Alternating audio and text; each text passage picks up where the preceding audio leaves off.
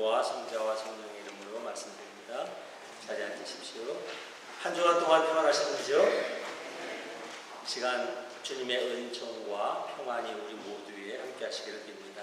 특별히 이 시간 주님께서 말씀하셨듯이 시대를 분별하는 믿음의 눈이 모두 밝아지는 그런 은혜가 있기를 간절히 바랍니다. 오늘은 시대를 분별하며 사는 삶이라는 제목으로 함께 말씀 나누겠습니다. 여러분, 세상을 살면서 어떻게 뭔가 그래도 이렇게 내가 가야 할 길이 밝게 잘 보이시나요? 어떻습니까? 복사골에 사는 맹구라는 사람이 있었다고 합니다.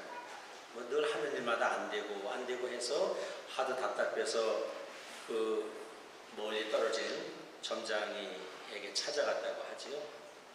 가서 저에 대해서 좀 말씀해 주십시오. 점쟁이가 묻더랍니다. 당신 집에 복숭아 나무 있지? 예, 있습니다. 어떻게 하셨습니까? 다 알 수가 있지. 이번에는 또 묻습니다. 당신 집에 감나무 있지?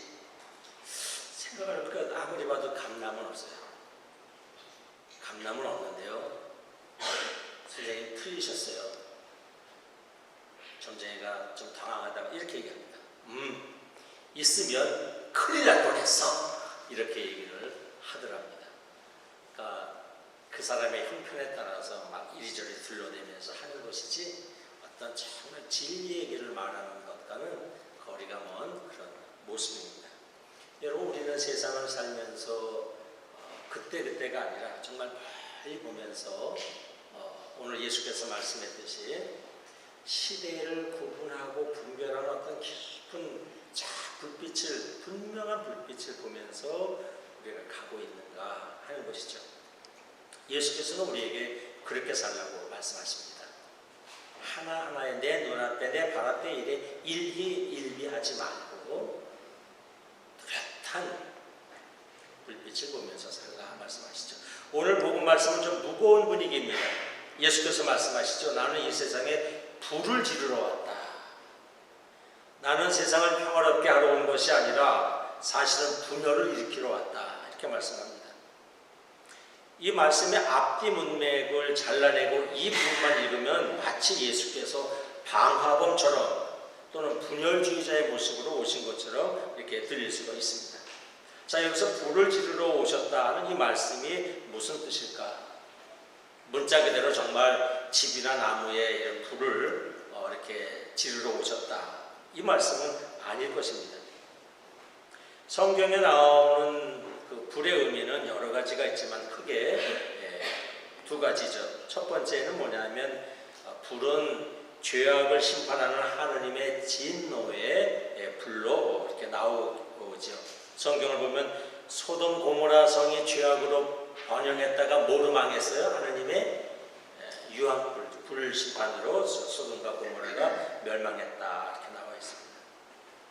고대인들이 불을 멸망과 심판으로 이해한 것은 자연스럽습니다. 왜냐하면 아주 먼 고대 시대에는 어느 부족이 어느 부족을 이기거나 어느 나라가 어느 나라를 전쟁에서 이기면 그 나라의 도시들을 대부분 뭐를 질러요?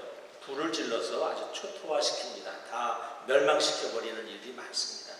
그래서 고대 시절에 불은 멸망과 심판의 상징으로 받아들여졌습니다.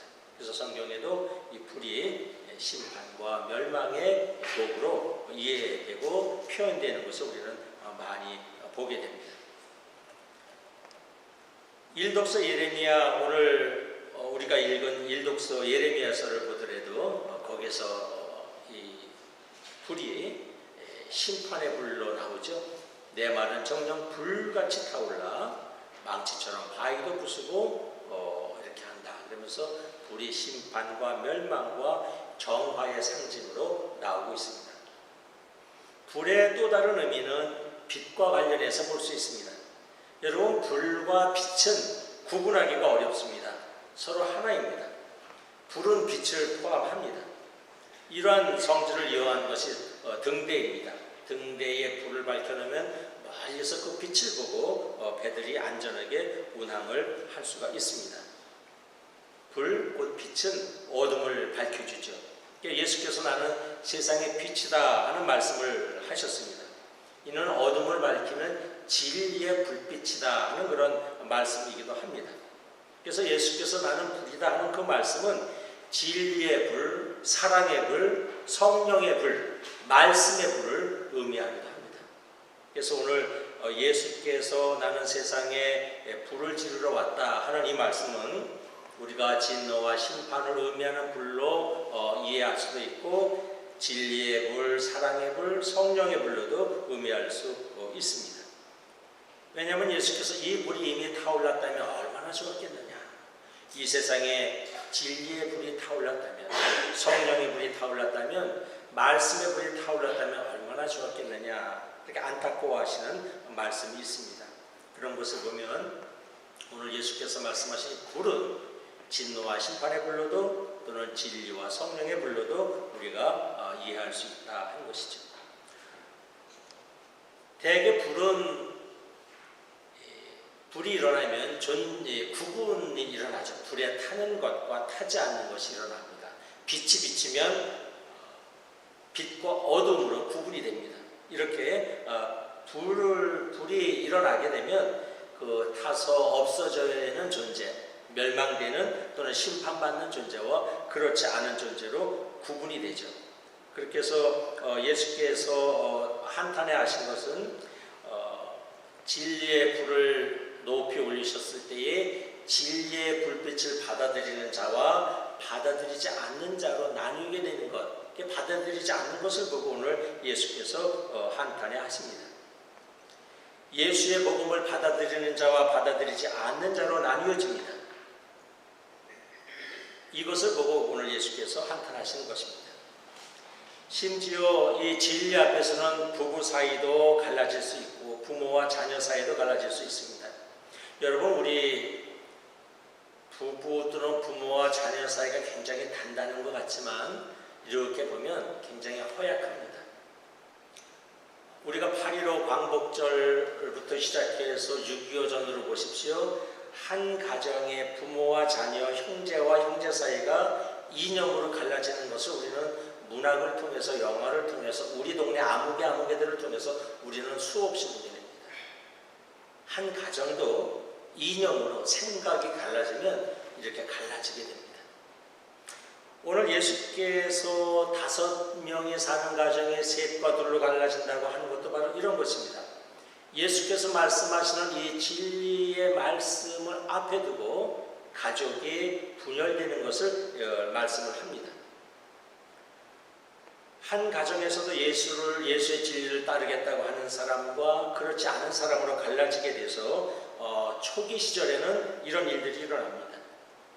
예수를 믿는 사람들이 한 가정에서 몇몇 사람은 예수를 따라가고 몇몇 사람은 유대교로 돌아갑니다. 또 로마 시대 2세기, 3세기에 보면은 예수님을 따르는 사람들과 그렇지 않은 사람들이 갈라져서 몇몇 사람들은, 많은 사람들은, 예수 믿는 사람들은 로마 당국에 밀고 하죠. 그래서 초기 시절의 예배는 공공연하게 드리지 못하고 다 어디서 드렸습니까? 카타콤, 지하동굴에서 예배를 드리게 됐습니다. 우리가 세례를 받을 때에 그 보증인 제도가 있습니다. 어른들은 보증인 제도를 하고 어린이들은 이제 대부모 제도를 하는데, 왜 보증인 제도의 기원은 바로 그것입니다. 초기에 예수를 믿는 사람들끼리 모여서 카타콤에서 예배를 드리는데 누가 예수 믿겠다고 오면은 처음에는 아무나 받아들일 수가 없습니다. 왜? 이 사람이 언제 로마 당국에 신고를 해서 예배드리다가 다 붙잡혀서 처형당할지 모릅니다. 그래서 아무개가 신앙생활을 하러 오면 반드시 그의 신원을 보증하는 사람이 있었습니다. 이 사람은 정말 예수 믿을 사람입니다. 로마 당국의 로마 황자에게 우리를 고발할 사람이 아닙니다. 그 사람을 보증할 수 있는 사람과 함께 와서 크리스천 멤버가 됐습니다. 그것이 보증인의 시초입니다. 왜냐하면 그 당시 오늘 예수께서 말씀하신 바와 같이 그리스도를 따르는 사람들과 그렇지 않은 사람들 사이에 초기 시절에는 이렇게 분열이 있었습니다. 그래서 많은 사람들이 처형당하고 많은 사람들이 2세기, 3세기 수많은 순교자들이 나왔던 것을 오늘 예수께서 미리 내다보시면서 하시는 것입니다. 나는 이 세상에 분열을 일으키러 왔다. 그리스도의 진리를 따르려는 사람과 세상을 따르려는 사람들 사이에 이런 갈라짐, 박해, 순교 이런 모습을 보시면서 오늘 예수께서 말씀하신 것이죠. 그리스도를 통한 분열은 우리 조선시대에도 있었습니다. 초기에 천주교를 통해서 기독교가 전해졌을 때에 저절로 전해지지 않았습니다. 제사 문제가 일어났고 이 제사 문제 때문에 집안에 갈라짐이 일어났고 또 우리 조정에 신고하는 사람들이 생겨서 수많은 사람들이 이 그리스도의 신앙 문제로 순교하고 박해당하는 일이 조선시대 때도 있었습니다. 그 위에 19세기 때에도 이 복음이 들어왔을 때 여러분들 한 100년 전, 150년 전에 보면 그리스도를 받아들이는 복음을 받아들이는 문제로 한 집안이나 한 동네에서 불화와 갈등이 일어나는 것들을 보았을 것입니다. 오늘 예수께서 말씀하시는 것은 바로 그러한 것, 복음 앞에서 진리 앞에서 사람들이 나누어지고 분열되는 모습을 보시면서 오늘 예수께서 나는 세상에 평화를 주러 온 것이 아니라 분열을 주러 왔다. 이 말씀 바로 그것을 우리에게 내다보시면서 하시는 말씀입니다. 진리 이런 모습들, 우리 진리 앞에서 분열되는 모습을 예수께서 안타까워하시고 오늘 하신 말씀이 오늘 복음서의 말씀이다 하는 것이죠. 사실 진리 앞에서는 분열이 있을 수가 없습니다. 일어나서는 안 됩니다. 혹시 이념은 우리가 이념 때문에 분열이 일어나는 것을 우리는 보았고 또 우리는 그런 것을 볼 수 있습니다. 지금도 우리 한국 사회나 미국 사회를 보면은 어떤 정치적인 이념 때문에 보수와 진보로 굉장히 첨예하게 갈라지는 모습을 우리는 간혹 볼 수가 있습니다. 안타까운 모습인데 때로 이념 앞에서는 이렇게 자기가 선호한 것으로 갈라지는 모습이 있을 수 있고 그것이 사회적인 현상일 수 있습니다. 그러나 진리 앞에서는 갈라짐이 있어서는 안 되는 것이죠. 그래서 예수께서 진리 앞에서 갈라지는 모습을 보고 오늘 안타까워하시고 슬퍼하시는 모습이 오늘 복음의 말씀입니다. 진리 앞에서는 다툼이 없어야 합니다. 왜냐하면 진리는 강요하지 않습니다. 그것이 이념과 진리의 차이입니다. 이념은 혹시 누가 누구에게 자기의 이념을 강요하고 억지로 이렇게 받아들이려고 할 수 있지만 진리는 도무지 강요하지 않습니다. 진리이기 때문에 그렇습니다. 그렇기 때문에 예수께서 이렇게 진리에 대해서 말씀을 하셨는데 그 진리 앞에서 사람들이 받아들이지 않을 때 예수께서 오늘 슬퍼하셨다 하는 것이죠. 주님 안에서 사랑 안에서 진리 안에서 영원한 생명 안에서 우리는 분리되지 않아야 합니다. 늘 진리가 들어왔을 때 진리의 불빛이 일어났을 때에 우리는 늘 진리 편에 서야 합니다. 그렇지 않고 갈라지는 모습을 보일 때 우리는 오늘 주님께서 말씀하신 바와 같이 어리석은 그런 길에 들어가게 됩니다. 자, 그럼 우리가 진리 앞에서 생명 앞에서 분열되지 않으려면 어떻게 해야 될 것인가?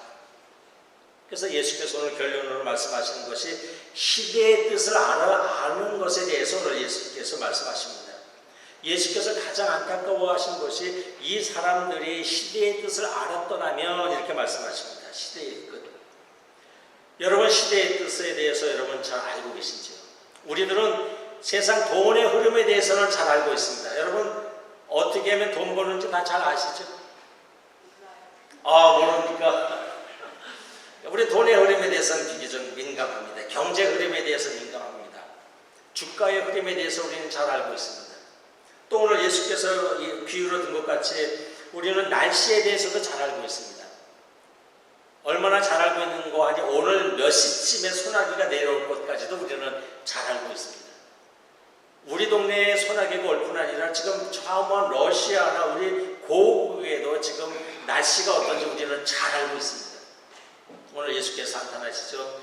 이 세상 사람들이 하늘의 징조, 일기에 대해서는 그렇게 잘 알면서 하느님의 뜻에 대해서는 이렇게 알지 못하는 거, 알려고 하지 않는 거 하고 예수께서 가슴 아파하시는 대목이 나옵니다.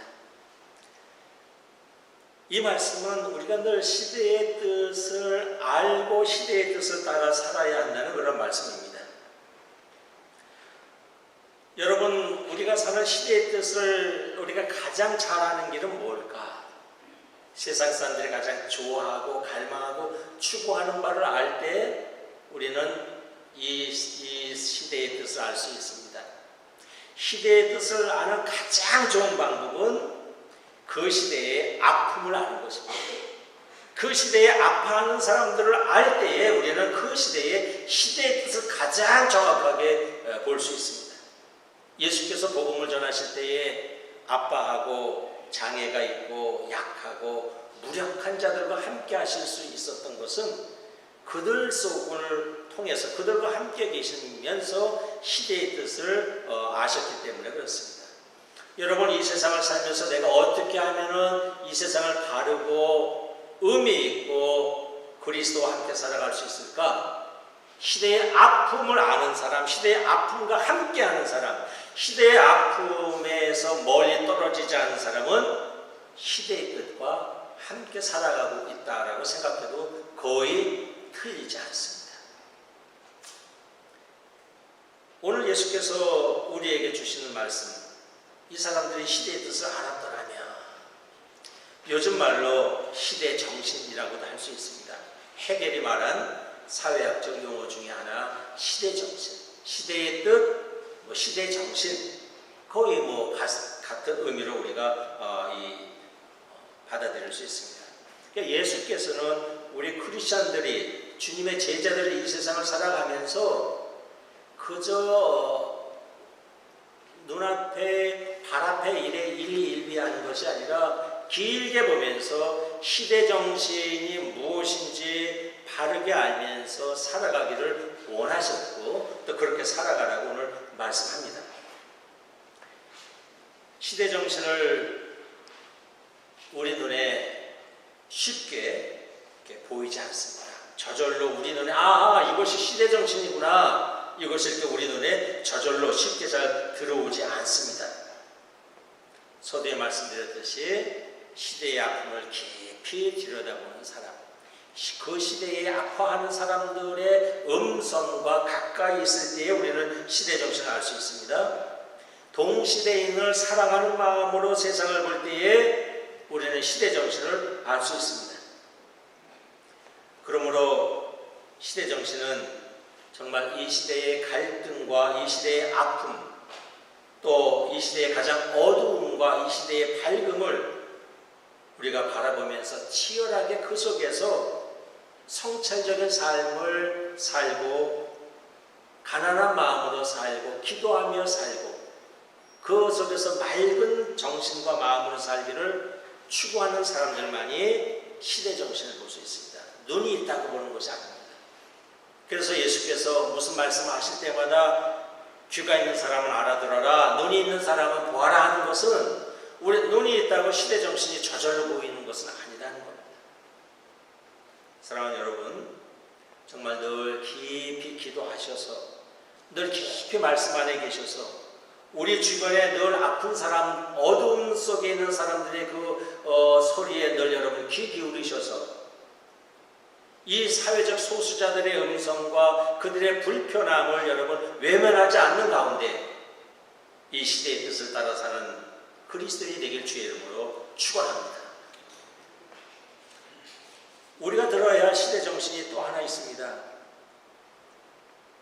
지금 이 시대는 여러분이 텔레비전을 볼 때마다 우리에게 계속 얘기하는 것이 지구 생태계 위기에 대해서 얘기합니다. 지구의 기온이 올라서 폭염 현상이 심해집니다. 이제는 폭염이나 자연재해를 이야기하는 것이 일상이 된 그러한 시대입니다. 우리가 귀엽게 여기고 우리가 소중히 여기던 생물종들이 멸종합니다. 바다에는 플라스틱 쓰레기들이 떠다니면서 큰 소음을 이루고 있다고 합니다. 우리는 우리가 보낸 플라스틱 쓰레기에서 분해되는 미세 플라스틱 그 작은 것들을 우리는 식탁에서 우리도 모르게 먹으면서 살아가고 있습니다. 우리가 알기에는 가장 청정한 지역이라고 여기던 북극이나 남극의 눈을 지금 분석해 봤더니 거기에 뭐가 있어요? 눈 속에 그냥 눈이 아니고 플라스틱 눈이더라 하는 것입니다.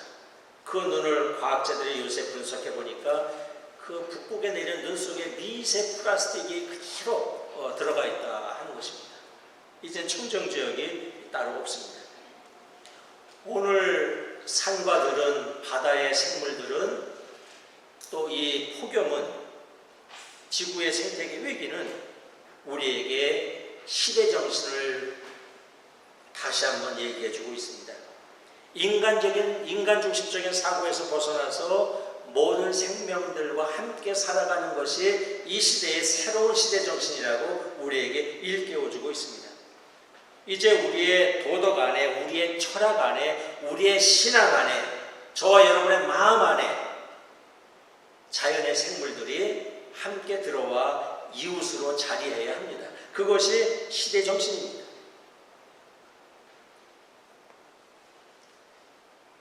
그러므로 우리는 이 시대를 살면서 오늘 주님께서 안타까워하시고 주님께서 희망하신 바와 같이 이 시대 정신을 우리는 늘 놓치지 말고 살아야 합니다. 지난번에도 얘기했듯이 해방 74주년이 되었어도 아직도 분단된 한반도 평화와 통일이 이 시대의 시대 정신입니다. 경제적인 양극화 속에서 한국도 미국도 양극화가 심해지고 있습니다. 경제 정의를 이루면서 살아가는 것 이 시대의 시대 정신입니다.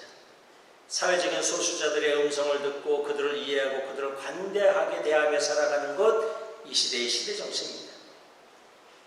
우리 미국이 총기 사고와 범죄로부터 좀 해방돼서 마음 놓고 돌아다닐 수 있는 세상이 되는 것 이 시대의 이 미국의 시대 정신입니다. 탐욕과 거짓과 폭력에 난무하는 세상에서 검소하게 살고 양심과 정직을 지키고 신앙 가운데에 사랑의 정신으로 살아가는 것 이 시대의 시대 정신입니다. 히브리서 12장 2절에 이렇게 말씀합니다. 우리의 믿음의 근원이요 완성자이신 예수만을 바라보자 라고 말씀합니다.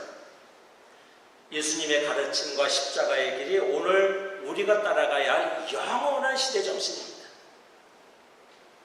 예수께서 말씀하신 하느님을 예배하고 이웃을 사랑하며 또 자연의 생물들과 함께 더불어 살아가는 것이 이 시대의 시대 정신이라고 성경은 말씀합니다. 여러분 오늘 복음 말씀이 깊이 여러분 마음에 담아서 이 시대의 시대적인 갈등과 형제자매의 이런 아픔의 소리를 여러분 외면하지 마시고 귀 기울이면서 간절한 기도와 깊은 묵상을 통해서 길이요 진리요 생명이신 예수를 따라가는 우리의 영원하신 시대 정신을 따라가는 여러분이 되길 주의 이름으로 축원합니다. 성부와 성자와 성령의 이름으로 말씀드렸습니다.